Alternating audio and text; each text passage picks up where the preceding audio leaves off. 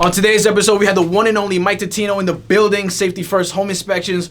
Over 600 home inspections completed. This guy has a bulletproof mindset. If you want to be inspired, if you want to be motivated, this is the episode to tune into. Make sure you hit the like button, the subscribe button, the notification bell. And again, November 13th, we're at NASSAU COLISEUM, raising as much money as possible for the kids. Click the link below. Order your tickets. 50,000 to goal. Let's go!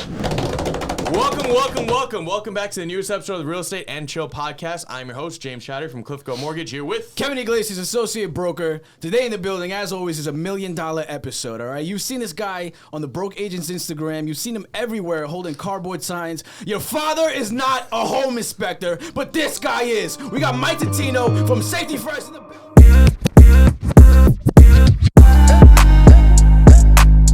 Let's go! Thank you for the intro. Welcome. Long overdue, bro. Thank you. Please introduce yourself. So my name is Mike Totino from Safety First Home Inspections. I'm a licensed home inspector. Prior to doing that, I was a licensed contractor. And before that, I was a union carpenter for 6 years. So overall, I have over 10 years of experience in the construction industry. Nice. So first things first, your hustle level is insane. I know you just told us about your background, but I'm going straight to it. Please. Yo, hustle level is insane. I think everyone who follows you on Instagram, if you don't follow him, you should follow him. Do you really wake up at 3 o'clock every single morning? I post it every day. That's I know you do. Everything I do is in real time. That's crazy. Every single day. Why'd you start waking up at 3 o'clock in the morning? Oh, I wake up at 3:45, and that lifestyle just started from being a union carpenter. So for those who may not know, when you're in the union, you typically work in Manhattan, and you have to start work at 7 a.m. So I was just always used to being up at the crack of dawn to start my day, get on the 5:20 train. And then after I left the union, I just felt like waking up so early was just a habit. And waking up at that time, it just eliminates any excuse for not having enough time to read every day, exercise, improve yourself, meditate, pray, whatever it is that people are into. If you do it that early when no one else is requiring anything from you, it's mission accomplished. So 3 to 4 o'clock, I mean, I'm not even awake. I don't know if anybody's awake besides you. That's crazy. I mean, it's a good point, though, because if I'm up at like 6, right, 5:36, by the time it's 7 o'clock, I'm already getting calls from him. Like, people are texting you, requiring things from you. They want to, in my case, they're asking things about the inspection that I did yesterday. They want to go over things, which is fine. But if I'm up at 4 a.m., everyone's sleeping, and I could like really focus on just my own self. And I'm a firm believer that if I'm not taking care of myself first, I can't service anyone else. Well, it's true because you're the business, right? Correct. You have to take care of your mental health and physical. Everything, yeah. Everything. Because if something, God forbid, happens to any one of us here, the business is 100%, yeah. You know what I mean? And to add to that, the reason why I post my daily habits waking up this early is because I feel like social media is a platform where people post highlights, the wins and this and that. I post the daily grind. The behind the scenes is my reality. So I don't fake the accolades or anything like that. Like when I hit these milestones, people need to see what I've been putting in on the back end that people don't really highlight as much. No, I think it's a very good point. Yeah. So after you wake up, run us down a little bit what your schedule looks like throughout the day. So I wake up, my first alarm is at 3:40, and then I snooze for 10 minutes, and then my second alarm is at 3:50. But 3:50, I'm like my day starts. First thing I do is I read 10 pages out of a book every single day. I feel like people, when it comes to reading, people get overwhelmed. They feel like they need to read a book a week. You just stick to 10 pages a day. Before you know it, you're reading a book a month, a book every couple weeks. But I read 10 pages every day. I have my breakfast. By now, it's probably 4:15, almost 4:30. And then I get dressed. And then by 5 a.m., I'm walking into the gym. I work out for about an hour and change. Then I do 20 minutes of cardio. Then I do 2 rounds in the sauna after the gym. So I'm in there for probably 2 hours. And then around 7 o'clock, I'm home. Then I typically start my day. So do you drink coffee or? No. What time do you go to sleep? 9:30, 10 o'clock. I get a solid 6 hours of sleep every night. Okay. So you go to sleep earlier, wake up earlier. Interesting. Yeah. And then, like, when you're at work, like, you don't drink, you don't get tired throughout the day, anything like that? Your energy levels are just there? No, I mean, it really depends. I mean, like, for example, last night, there was a networking event, and, you know, my day starts at 4 a.m. I didn't get home till probably 9 o'clock at night. But like I said before, I post every hour of the day so people see what it takes to really become an entrepreneur. Not saying you have to work till those hours every single day, but, you know, it's required, you know? And that's something I'm willing to put the work in for. No, that's awesome. So diving back into how you first got started and everything. So how old are you, if you don't mind me asking? I'll be 34 in a couple of weeks. Yeah, so you're super young, but you have 10 years of experience with what you do. So, like, why'd you get into that space? It's funny because I felt like in my mid to late 20s was when I was kind of like jumping around career-wise, you know, trying to find what works, what doesn't work. And a lot of people don't know this, but I actually had my real estate license for about a year or so. Oh, wow. I sold a couple houses too. But I felt like that was my trial and error phase. And then what ended up happening in the contracting business, there's so many things that have to be on point every single day. And I felt like it was too stressful. Like, you got to rely on carpenters, electricians, plumbers, the dumpsters for the waste. Just everything has to align every single day to have one successful day. And I felt like it was too much. And then a buddy of mine who was a part-time home inspector, he was telling me about it, on how to get licensed. And I thought about it. I said, I know construction. I know real estate because I flipped a couple houses as a real estate investor. I was a real estate agent. And I'm good with people. I'm good with networking, things like that. I was like, this kind of aligns with what I'm already good at. And once I decided to get my license, I knew. I was like, I'm not turning back. There's no backup plan. This has to work. And that's why I wake up every day and I put everything into what I do, because it has to work. And so far, that mentality, it panned out, you know? Yeah. You got to always bet on yourself. And I always say that, like, the world, like, it's so short. Life is short. You just never know what's going to happen. You know, why wouldn't you want to bet on yourself? Of course. Either you're going to win or you're going to lose, and you learn something from that. And then it's going to help you on later on in life. But I feel like when you have the work ethic, you're going to make mistakes without a doubt. But I feel like if you just keep at it, and then you get small wins. You know, one thing leads to another. And then, you know, up to date, I've done over 600 home inspections. I've been on a panel with the #1 investor on all of Long Island, the #1 agent on all of Long Island. People know me. I was on Newsday, an article, just multiple things that I feel like at this point people kind of know who I am. Yeah. You know? I think it's And I'm here now. And I'm here now. So this is another milestone for me, at least. You know, of all people, you guys are reaching out to have me on your platform, which is greatly appreciated, because I don't take anything for granted, because I know what it's like to start from scratch, from nothing. No one knows who you are. I was going to open houses, trying to network. People basically tell me to go screw myself, like, because they don't know me. And I understand. I'm a stranger. You're not going to hire someone that you don't know from a hole in the wall to inspect your client's biggest investment. You know, I get it. But when you're at it as much as I am, you're going to get that one yes. And that one yes turns into two, and so on and so forth. So I feel like I put the time in to, like, make sure that, like, people need to know I'm not going anywhere.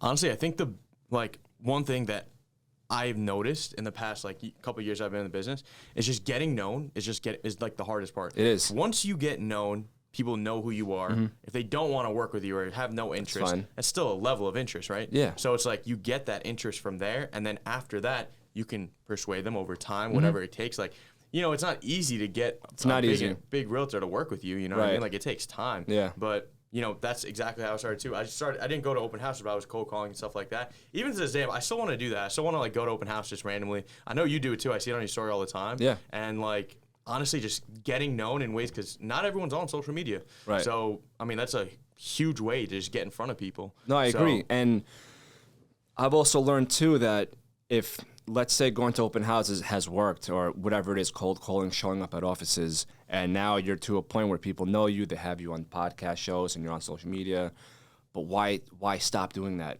If it worked up to this point, if it's not broken, don't fix it. Right. You know? So I still go to open houses. I still do what I did to get to where I'm at now, because even when people, when I go to networking events, I get, you know, compliments like, hey, I love what you're doing. I love the grind, you know, this and that. And I always let it be known that this was all earned. Like, this is not something I woke up and all of a sudden people are reaching out for, you know. Yeah. So. No, I mean, it's clearly known. Yeah. I think it's like, I mean, it's spoken about by people. Everyone's like, "Yo, gotta grind like Mike Totino." Like it's crazy. I mean, like your grind is just like is. That should crazy. be a hashtag.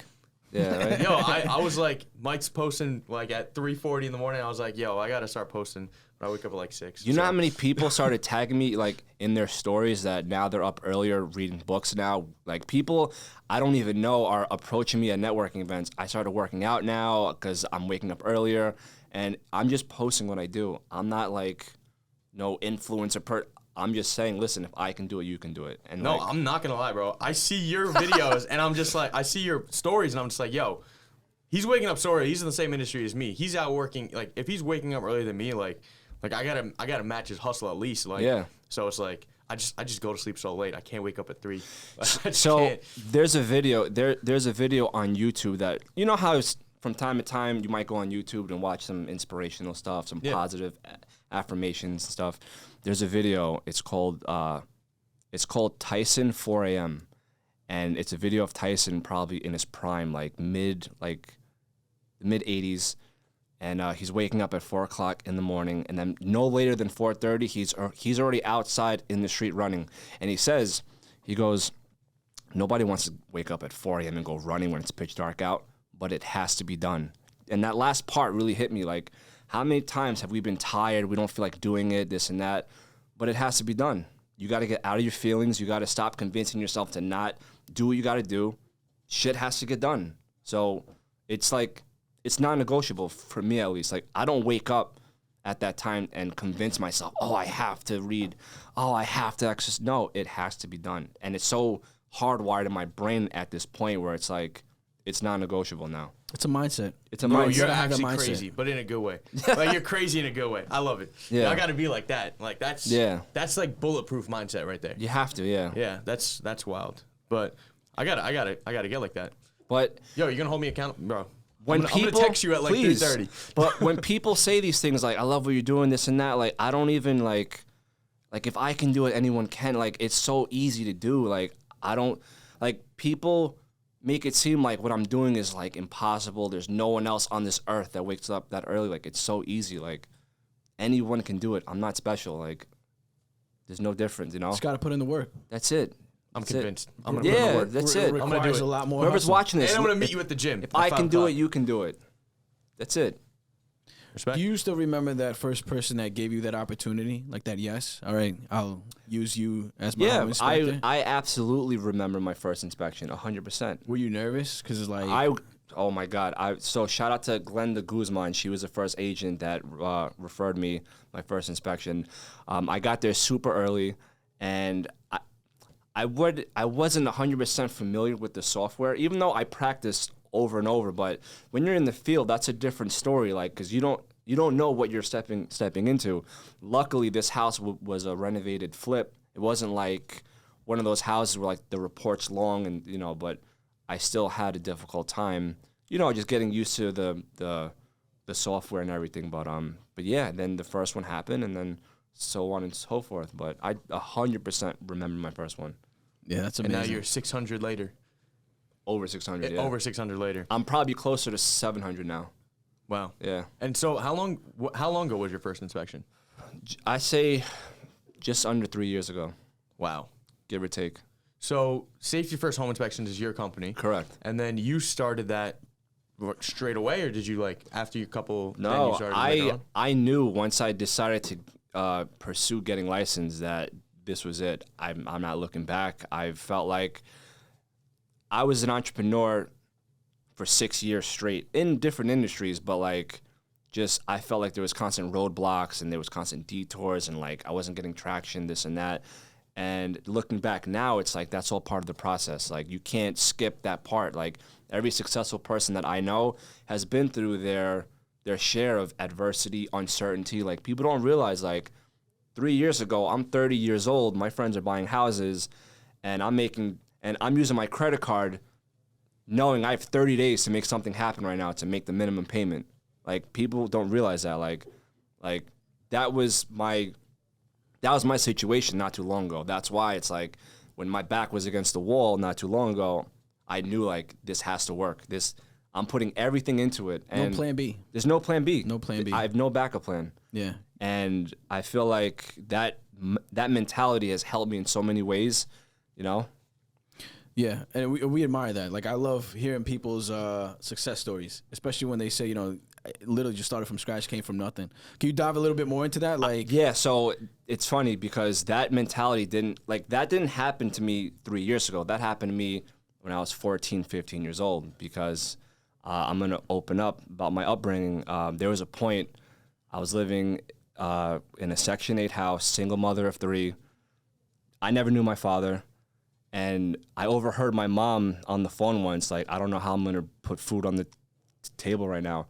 Luckily for me, it was snowing out. I was probably 14 years old.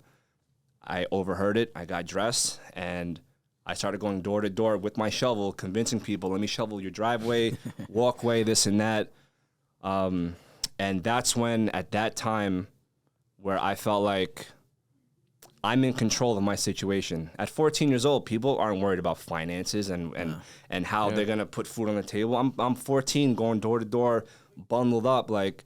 Or if I wasn't as lucky, if it wasn't snowing out, I would hang out at my friend's house around dinner time, hoping like they would offer me like a hot plate of food, knowing that like if I don't eat at my friend's house, there could be a chance I'm gonna go to bed on an empty stomach, which I've experienced many times.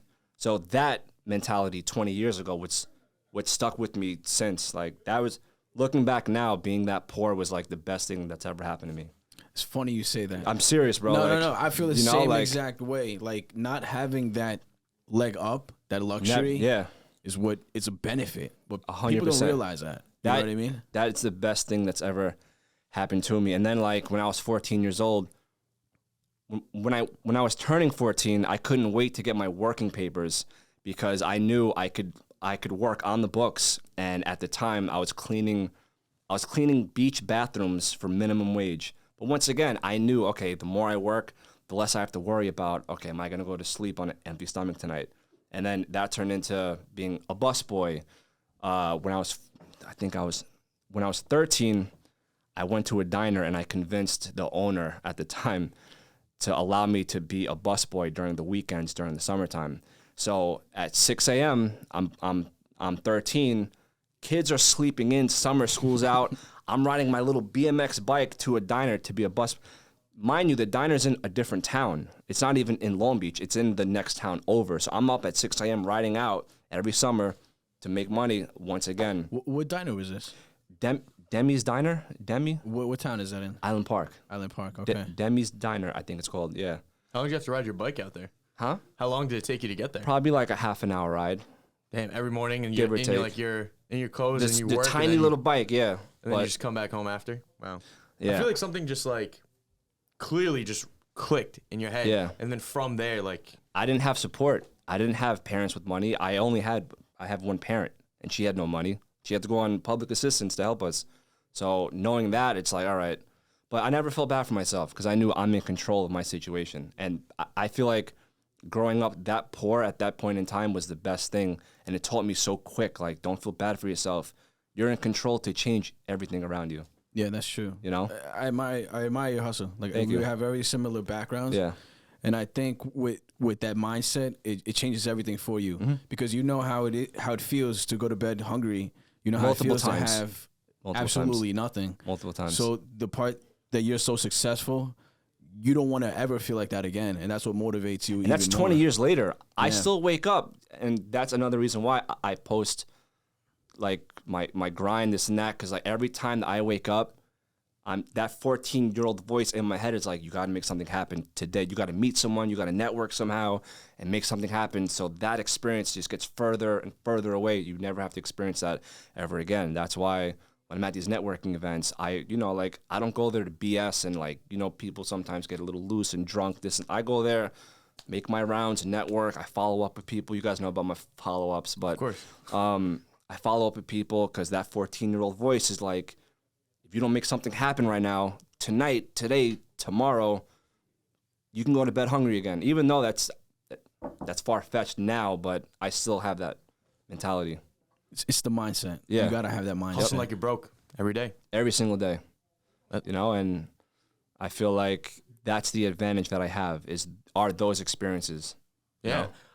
honestly, it's crazy because I feel like there's probably like, I mean, there are people out there right now who are that age, who are experiencing what you experience right now, thinking that things might not turn out to be okay.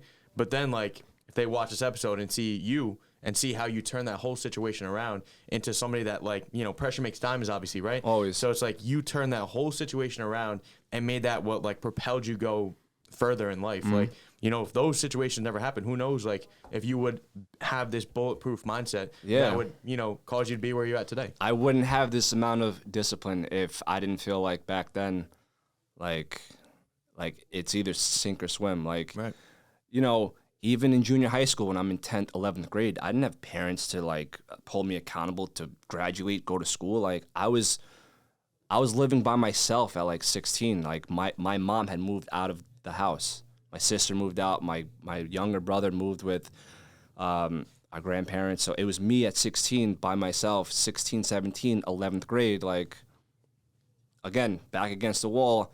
It didn't matter if I didn't go to school. It didn't matter if I graduated or not. I had no one to, like, kind of tell you what you have to do. Exactly. But luckily, like I said, luckily I knew from early on, like, I'm in control. Like, I can't rely on no one else.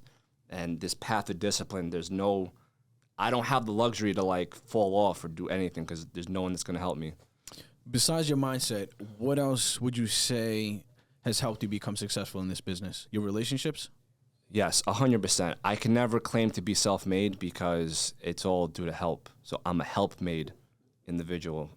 Definitely people, shout out to Beth Lowe. She allowed me to start using her vacant properties to host these workshops where I educate real estate agents and I teach them everything there is to know about a property from the eyes of a home inspector. So Beth started letting me use her properties, then the same thing with the handsome home buyer. And I feel like once I started doing that, you know, realtors started reaching out. They wanted to come to my next one. And for those who may not know, you know, for loan officers too, realtors are the ones who kind of supply us to business. And it got to a point I had realtors, like, lined up waiting, like, hey, when's the next workshop, you know, so on and so forth. But, you know, just people reposting my content helps too. And, you know, as I said off air, you know, a lot of people say, you know, a referral is the best compliment. In my case, someone who approaches me or DMs me telling me that they learned from my content, I think that's the best compliment because some of the content that I post could be for how to prevent a safety hazard, a fire hazard, things like that. So if I can educate in that way, I feel like my job is done. Adding value is key. Yeah. It's key. It's definitely key. Let me ask you a question now, going off guard. Sure. Because you do a lot of funny content as well. Yes. Now, you're at a home inspection. The father comes up. Oh, my God. On the husband's side. Okay. He tag teams the wife's husband. I mean, the father who comes in. Now, you got two dads at a home inspection. What do you do? What I do is I try to make sure that they don't know that I'm filming. And I film, like, probably a little clip of them inspecting the electrical panel. And then, like, months later, so no one knows what house it's in, I post a story, like the dad is helping me out. And then I put the Home Depot theme song, like, in the background. And every time that I do that, like, the engagement I get is, like, it's crazy. Like, people find it hysterical. But, like, I do that months later so people don't know which house is which. And, like, you know, I like to stand out. Naturally, I'm a funny, goofy person, and that's part of my brand. That's who I am as a person, and I don't believe in, like, being this corporate, stiff, dry person, you know? That's not who I am. You gotta Describing be you. me, bro. No. You gotta be you. People are gonna want to work for you, with you for who you are. Of course, yeah. So, but I want to make it clear, though, like, you have to, like, I do that funny stuff for engagement, but I take what I do very serious. Like, my level of professionalism, my turnaround time for my reports, things like that, like, that's always on point. And that's more important, obviously, than posting funny content. Like, because some people, I feel like they get too carried away and then it takes away from their level of professionalism. Yeah, like, too much funny content is too much. I'm still trying to find that medium. Like, I feel I like haven't for seen me, you like, posted one funny thing ever. So I'll post. Whatever, man. Maybe I'm not in the middle. So I'll post something like the video that I showed you with. I had recently done the reel where I'm pointing at letters and things like that, and the words say like, what am I doing right now? I hate myself. This adds no value. Like just like funny is a parody, but like I'll post something completely off guard, maybe like every few weeks or so, just to like throw off, the algorithm of my content, You have to have fun in what you're doing. If not, what's the point? I agree. Yeah, I'm just definitely thinking agree. of something Kevin is you didn't post it yet, right? So I went to Huntington Village. Wait, Right? did you post it yet? Don't No, spoil it. I didn't post it yet. Are you gonna post it? I'm gonna post it. Okay. This is airing on Sunday, so I'll post it before then. All right, perfect. And an appointment canceled on me. So I was like, all right, what are we going to do now? Like, I literally have 2 hours with this guy that I already paid for. I got to go shoot some content. He's like, yo, why don't you ask people on the streets questions, like, about real estate and stuff like that? So I did. I went out to ask random people about, That's too funny. stuff about real estate, gas prices, inflation. And it's like, I met so many people in like 1 hour. Yeah. I was just like, this is the best way of networking. For real. But then there was a guy, his name is Jordan. Shout out to Jordan. Jacked. I'm talking about like more jacked than you are, bro. I'm not jacked, bro. Bro, you're jacked. No, you're jacked. You're pretty bro. jacked. Yeah. And I'm like, bro, I'll challenge you to a push-up contest right now. Oh my god. And if I win, you got to buy a house with me. And you were suited up and everything? Suited up. Okay. And he was like in his whole, gym outfit, and he agreed. And who won? We'll find out. Oh, really? We'll find out. Maybe I'll Yo, post this it later dude was today. jacked. He This dude was super absolutely jacked. jacked. That's funny. But it's just content like that. Yeah. Then I just created a relationship. If I would have never went up to him, who Absolutely. You know what I mean? No, but also not just content-wise, but branding-wise. Like, branding-wise is really important. Like, you're very good with your branding as well. You want to laugh? Someone asked me at a networking event, do I have a degree in marketing? Like, did I go to college to I'm not gonna laugh. I would to believe market? it. I'm like, no, not at all. Like, I don't have a strategic plan. Like, okay, at Monday 8 a.m. you have to the algorithm. No, it's just like, don't get me wrong. There are windows where it's more you're gonna get more exposure, but when it comes to like what I do, like it's just off the cusp. Like that whole parents aren't inspectors cardboard sign. That went viral. That went viral, and all I did was just let me write this out on a cardboard and just take a picture and just post it. And then the broke agent posted it, and it was in like dozens of real estate Facebook groups. It got reshared. It was crazy. I just saw it on my Facebook randomly. Like some That's what I'm random person. saying. Yeah. I just posted. I was just like, That's what I'm saying, yeah. Mike is out here. Yeah, and I'm just like these are things that I feel like I'm naturally like a goofy person, so that for me is easy. Like there's other ideas that I have. Like some of these ideas for content I get while driving just randomly. Just like, you know Same what? here. Like this is gonna be funny just to put this out, just so that's how I just do it. Like it's all organic. So when you like, all right, so say for example, like we joke about it a lot, right? Yeah. Like dads come to a home inspection, Yeah. right? But when a dad actually like steps out the car door, are you just like, oh shit, like this is gonna suck? Like, So this is what I do. I don't want to stop any buyer's dad. For those who are going to watch this, listen, if you want to bring your dad, go right ahead. In my experience, if I can give the inspection just my full undivided attention, that's the best case scenario for everyone, because sometimes, buyers don't realize they pull you all over the place. Hey, I have a question about this over here, and I have a system where if I start in one spot and I scan the whole area, then that's how you don't miss anything. But the buyer's dads, they'll pull you off for this and that. But it sucks too for the realtors sometimes, because I'll point things out and the buyer's dad will translate it like, don't buy this house. I'll be like, the doorknob in the bathroom is loose. Structural, problems. Walk away right now. I'm just like, listen, I can't control the dad, yeah. What Mike's trying to say nicely is that please do not come to my home inspection and tell me how to do my job. I've done almost 700 inspections. You should not be here to tell me and micromanage me on every inspection. All okay? dads are welcome. Leave me alone. Well, when they have you had any bad experiences with them? Like, have you had like any arguments and stuff with them? Any funny No, stories? actually, it's funny because the dad inspectors. There was one in particular, I believe he was a contractor. And so what I've learned is that they don't really say much. And then at the end, they see if I picked up on what they picked up on. So To call your... correct. Yeah. So at the end of my inspection, I'll give the verbal summary of the things I found. And then I'll look over at the dad and then I'll sarcastically say like, so how'd I do, Pops? And then he's like, you know what? You pointed out the things that I was telling my daughter about. So, I passed in his eyes, so. That's what you need. Have you Yeah. ever met a dad inspector that's been so good? You're like, you know what? Maybe I should hire you to be an inspector of my company. there's so many stories. I feel like I'm trying to think of one in particular. Aside from the ones talking their daughters out of just don't buy the house now, but you know those. That's not your fault though. When that Definitely happens, not it's my not fault. Your fault. No, you know what it is? I'm so focused on what I have to do. I don't really pay mind to like any outside situations going on just because then I lose focus. So listen, if they want to check the panel, like I work around other people. Like if people are in the kitchen, I work in a separate area just so I can focus. The main thing is I have to be focused. So I want to bring up something because I watched the podcast, your podcast as well, and I saw that you went. I think it was when you interview MG. okay, And you it's mentioned one of my favorite episodes. Yeah, a lot of knowledge, a lot of gems in the Yeah. episode. And you mentioned that you went to this city for like a hip hop event. Oh my God, But yes. you weren't invited. I wasn't. And yeah. you snuck your way in. So let me tell you, yeah. So it was the Power. It was the season finale for Power, and 50 posted something on Instagram, and he quickly took it down, but I screenshotted it.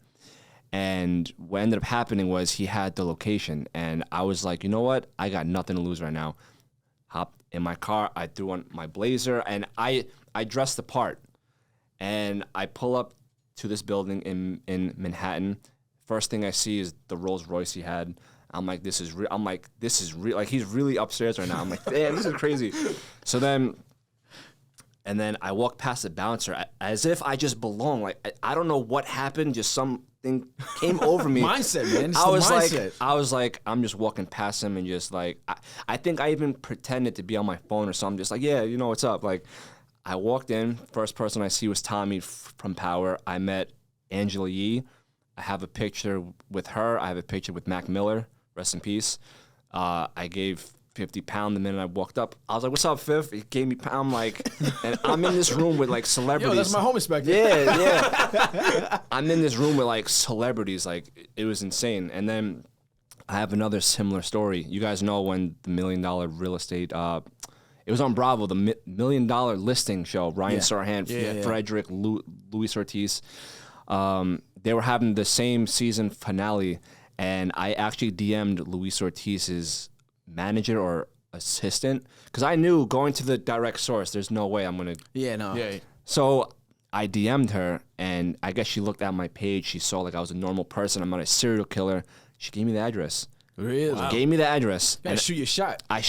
That's exactly what I did. And then it was crazy because the location, you had to like walk through the kitchen. It was like those mob like movies where like you walk through the kitchen first and then you get to like the private room. That's exactly how it was. And I'm walking in, I meet her there, and before I knew it, I'm literally toasting with a glass of champagne to probably the top 50 people in all of Manhattan. And I got to have a one-on-one with Luis Ortiz, thanking him, like, listen, you're the reason why I got into real estate. Like, I kind of had a heart-to-heart with this guy. Like, listen, thank you so much for the motivation. And I'm like doing a toast like Ryan Sarhan, like in the room. It was crazy. Like Frederick walked in, the guy's 7 foot tall, and I'm just like, this is all from me just sending a message out, like, hey, what's up? I'm looking to stop by, like. Gotta shoot your shot, man. And that was it. Yeah, I'm like. You live once. You gotta take risks. I'm the biggest risk taker. He'll tell you, like, I'm the biggest risk taker. Nothing to lose, yeah. Exactly. You have nothing to lose. Nothing to lose. Everything to gain. Nothing to lose. He's Absolutely. like all the way over here. I'm like over here, and then we just like I get over here because he doesn't take. I basically like drag him. Like, nah, you're doing this with me. I feel like for me that started like as a teenager when you approach the first girl, you are the most nervous. You're fearful of rejection, and if she says no, you're heartbroken. You're hurt. You're this and that. But as time passes, then you approach the next one, this and that, and then eventually someone may say yes if you take them out on a date, and then you get so used to if they say no. No problem, you know, there's going to be someone else that says yes. And that's how, like, the whole rejection thing for me, it's like, it's nothing, you know? I'm not even scared. I mean, I've been people have said no to me, like, so many, I'm not girls-wise. I'm just talking about, like, real relationships-wise. I wish, yeah, but I've been in a relationship for 4 I've been years. told no, so. No, I'm not. Maybe, we won't cut that out. Yeah. But like people said no to me so many times. It's like it's just nothing to me. Like it just doesn't matter. You know how many open houses I've been to where I'm introducing myself and I could just tell they're just counting down the time to when I'm done. You can tell by somebody's face when expression. I'm done, just like, all right, yeah, I'll take your card, and they're just like, yeah, But it's all part of the process. It's a humbling process, but that's why, like, it goes back to whenever people, compliment the things I'm doing and this and that, the first thing I always say is to, like, let them know, like, this is the work I put in. Like, I don't ever want to make it seem like what I'm doing is, like, overnight, just 1, 2, 3. Like, you got to put in the hours. And I always try my best to showcase the amount of work I put in. Yeah. I mean, I think you do a great job of that. One thing that I do want to touch base on is tell us, like, the scariest thing you've seen in a home. Or the scariest, or like the crazy story you've seen. Dead bodies. You've had. I feel like I've seen a cat skeleton in the attic. It was like a full, like, I don't even know if it was a cat, maybe like a Raccoon. It was big, yeah. So maybe a but it was a full-blown skeleton. Like, it was probably like this big. That was one. You know what it is? It ranges because there's houses that I've inspected where, people are either going through some type of hardship, a divorce or something, and, like, when I step in the house, I just feel the energy is, like, horrible. Like, just you feel that, right? The tension. I'm sure homes, yeah. Like, you've probably shown houses where, like, they don't want to sell for whatever reason, but they have to. Like, in my case, when I'm inspecting it, just the energy is just horrible, and But then I've inspected houses where the house is clean, everyone's happy. They're starting their next chapter once they sell. But I'd say the craziest thing. Damn, I've done so many. Craziest thing. Probably one of the worst houses I inspected. It was basically falling apart, and there were people living in the house. There was like 3 feet of mold in the basement, active leaks, walking through puddles in the basement, and people were living in the basement. Hoarded house, just junk everywhere. It was sad, honestly. I'm just like, I don't know how people live like that. But So how do you even do an inspection when the house is, like, hoarded up?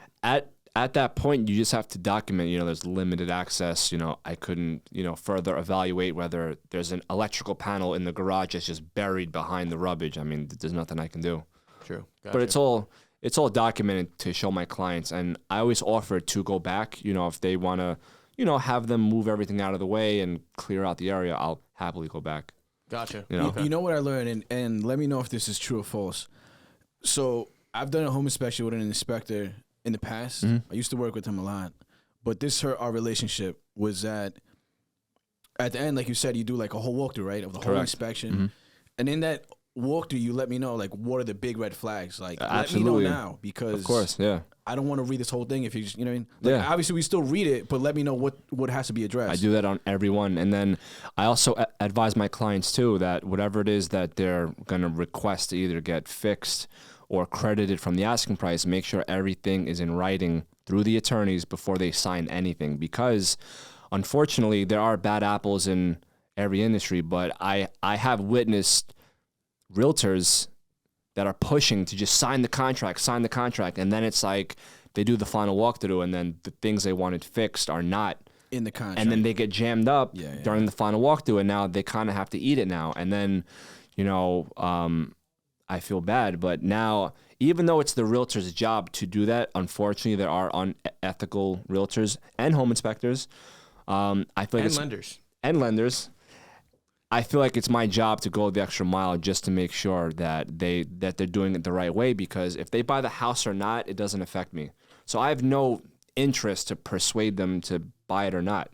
It doesn't matter to me. I'm just there to report my findings, and to make sure they don't get burned, I've seen that happen before, 100%. And I feel like, training in those situations would definitely be cool. And I mean, like, if you're a new realtor watching this and you want to learn more about it, reach out to Mike, talk to him about it, come to his seminars, like, sure, just learn about, like, the different aspects of what it takes. Because home inspection is a very important part 100%. of the process. And if somebody says they don't need a home inspection, fire them. You're wrong. You 100% you need to do a home inspection for your peace of mind, and for negotiation purposes too. So even last year, when the market was insane, the rates were under 3%, I think, right? Yeah, last year, I'm buying houses with my eyes closed. People were, if you had a pulse, you're buying a house.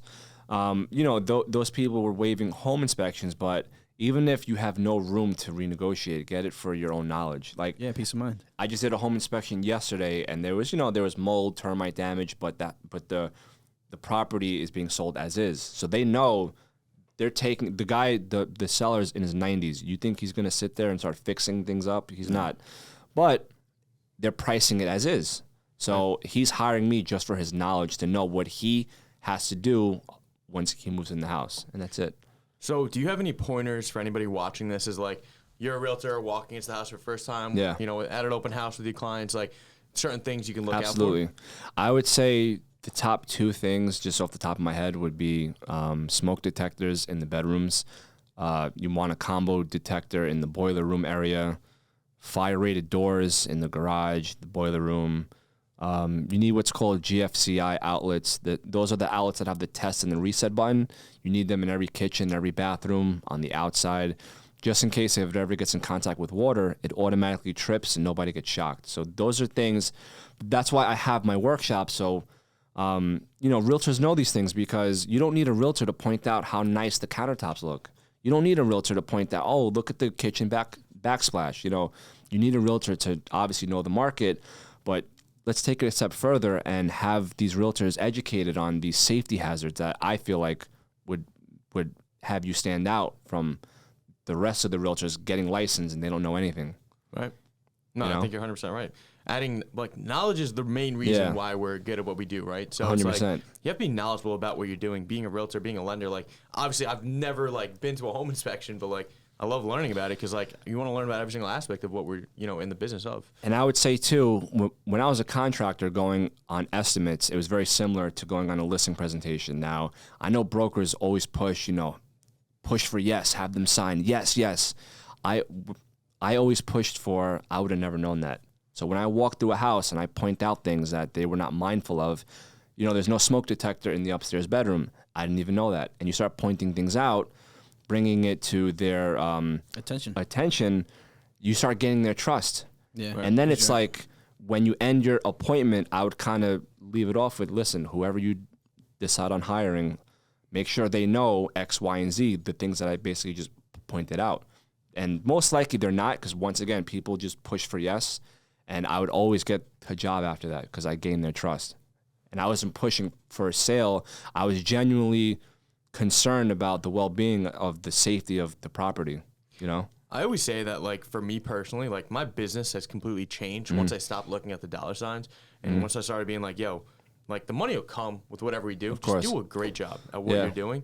And the money will follow, right? Like, it's a no-brainer. Like, just do a good job. Do right by everybody. Make sure that you take care of everything you take care of. Talk to everybody. Of course. Make sure that you work fast. And then the money's just going to come by. Make sure everyone's happy. Have a passion for what you do. And it'll just come. And I was saying earlier, too, on Instagram alone, I've posted over 500 videos. There's not one video that I post, hire me for a home inspection. There's not one video where I leave my contact, hey, call this number. And I've done close to 700 already, because every video is adding value. Yeah. I don't utilize these platforms to solicit my audience. So realtors, you guys got to stop posting every single day. Call me if you're looking to buy or sell. Call me. You guys have to educate the people following you. You have a platform.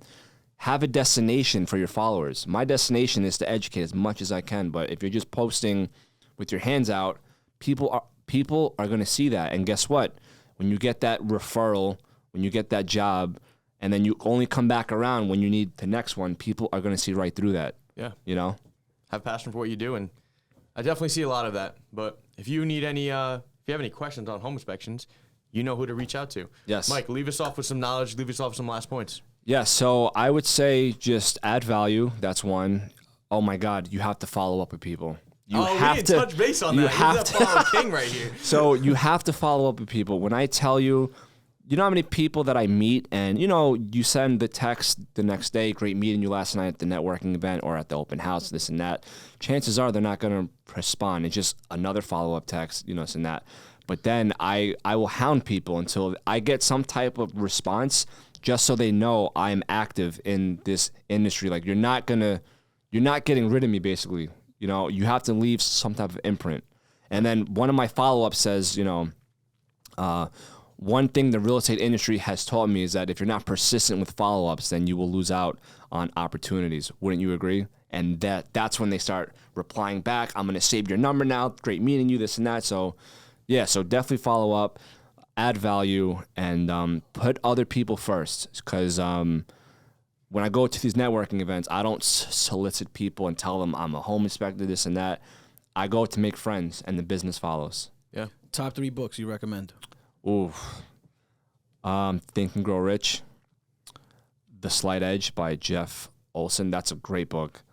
And the third one, I've read so many. I'm trying to think. You put me on the spot with that one. That was so random. The third one, I would say it depends. Is it business? Is it mindset? Your favorite. Third favorite book that moved you. So I said this. Outwitting the Devil by Napoleon Hill. Interesting. He's a really good author. He is, yeah. That one really opened up my mind a lot. So. Did you read Rich Dad Poor Dad? Of course. Of course you did. I already knew that. Of course I did. So really, long story short, when I was in the Carpenters Union, I wasn't reading at the time, and a friend recommended that I read Rich Dad Poor Dad. I wasn't a reader whatsoever. I started commuting to and from work on the Long Island Railroad, reading 5 pages in, 5 pages out, thought nothing of it. And I haven't stopped since. Just because someone recommended that, I just start reading. Yo, you didn't see the look Mike gave me. He was like, "Are you dumb?" Of course I read that. No, I didn't mean like. That's a given, you know. Mike, where can people reach out to you, man? You could reach out to me. My cell phone is 516-303-5425. My Instagram platform is Safety First, HI_. And on Facebook, it's Mike Totino. If you guys have any questions, let me know. If you are just a realtor looking for anything regarding inspection, just learning about it, reach out to this guy because he's going to teach you a lot. Follow him. Make sure to do that. Subscribe to your podcast, too. What's the podcast? Yes, Safety First Home Inspections podcast show. Awesome. Definitely tune in. Definitely tune into that. We'll put it up right here. And it was a pleasure having you on, man. A lot of knowledge, a lot really of gems. appreciate it. Watch his stories. Watch everything. Like, comment, subscribe on our channel. We hope to see you on November 13th as well. We will be Of course seeing I'll you. be You're gonna be there. Of course I'm going to be there. Absolutely. St. Jude's Children's Hospital. Yes. We're having a big event for the kids. We're trying to raise as much money as possible. Our goal is $50,000. Right now we're up to 14? 14,000. So Still we got have time. 36,000 to go. We're 3 months out, so we'll get there. We'll get Absolutely. One step at a time. there. Appreciate you being here, man. Anytime, gentlemen. Thank you. Thank you so much. That was the latest episode of Real Estate and Chill podcast. We will see you next time. Awesome. That was the hell you're walking around with the gallon today? That was Thank you for tuning in to the Real Estate and Chill podcast with James Chaudhry and Kevin Iglesias. Don't forget to like, comment, and subscribe. Also, share this with your friends, your enemies, your mother-in-law. No, seriously, this podcast is so fucking good, you might want to tell your ex. See you next time.